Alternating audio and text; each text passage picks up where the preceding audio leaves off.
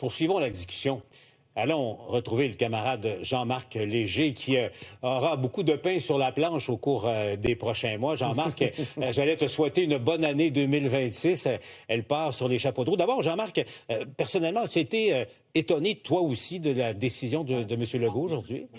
Non, moi, ça, depuis l'automne dernier, c'est inévitable. Ce que je suis étonné, c'est que ce soit si tôt. Moi, j'aurais pensé que ça aurait été février, au mois de mars, mais pour moi, c'était inévitable. Ça aurait été la catastrophe et la fin de la CAQ si François Legault était resté comme premier ministre. Jean-Marc, M. Legault, dans son allocution d'une vingtaine de minutes, là, a dit qu'il est arrivé à la conclusion, finalement, que la volonté de changement en ce moment était telle à son égard que c'était la décision à prendre pour l'intérêt de son parti, l'intérêt supérieur du Québec, a-t-il dit. C'était aussi, au fond, cristallisé que ça. Les gens ne voulaient plus de François Legault, point à la ligne.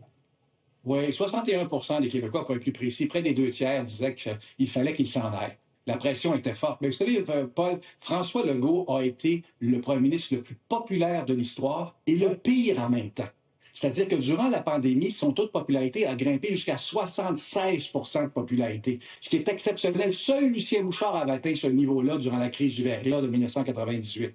À l'inverse, dans les intentions de vote, à l'automne dernier, il a descendu jusqu'à 16%. Jamais un premier ministre avait descendu aussi bas. Et on se rappelle le taux qu'il a obtenu dans l'élection partielle d'Arthabasca, un famélique 7%. Vous voyez, moi, je voudrais résumer François Legault en 3 chiffres. Un taux de satisfaction exceptionnel, mais comme Mario Dumont le disait tout à l'heure, la dégringolade a commencé après l'élection de 2022, où il a obtenu 41% des voix. Et là, systématiquement, il a descendu en termes d'intention de vote jusqu'au 16%. Donc, une baisse de 25% systématique avec un moment clé, Paul, l'élection partielle de Jean Talon. C'est à partir de ce moment-là que François Legault est devenu deuxième comme parti politique. Et finalement, il y a 61% qui souhaitaient son départ. Oui, c'est intéressant, Jean-Marc, ce que tu dis, parce que au fond, la montée de la CAQ, si on avait à la situer, c'est peut-être lors de la victoire, lors d'une complémentaire de Mme Guilbeault dans la région de Québec, mais le début de la fin, c'est peut-être été Jean Talon également.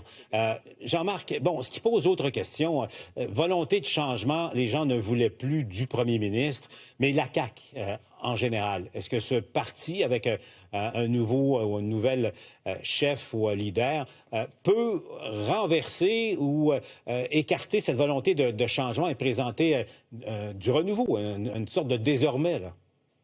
Bien, ce sera difficile, mais ça devrait être possible pour une raison. Ils sont encore au pouvoir.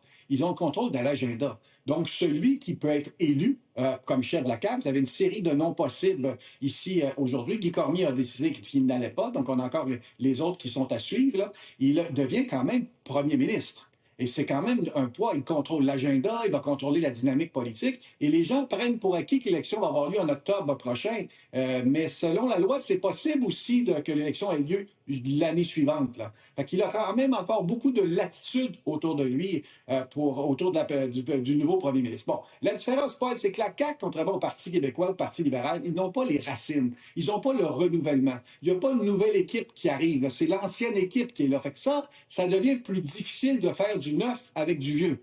Après 8 ans de pouvoir, ces gens-là sont usés. C'est difficile d'exercer le pouvoir au Québec pendant autant d'années. Et c'est pour ça que ça va être difficile, mais ça demeure possible parce que c'est une lutte quand même à plusieurs partis politiques. Jamais ils vont atteindre 40% ou 50% d'intention de vote. Mais au Québec, tu peux être élu avec 32-33% d'intention de vote. Fait que, oui, il y a encore une possibilité.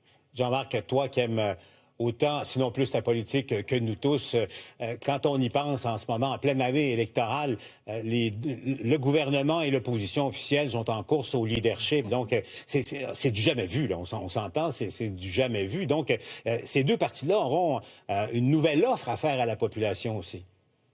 Une nouvelle offre, et c'est pour ça que tout n'est pas clair. Ce qui était clair dans la population, c'est que les gens voulaient se débarrasser du gouvernement de Legault et du premier ministre. Ça, c'était assez clair dans les intentions de vote. Mais le reste, là, c'est qui était la meilleure alternative. C'est pas un vote pro-Parti québécois, pro-libéral ou pro-Parti conservateur au QS.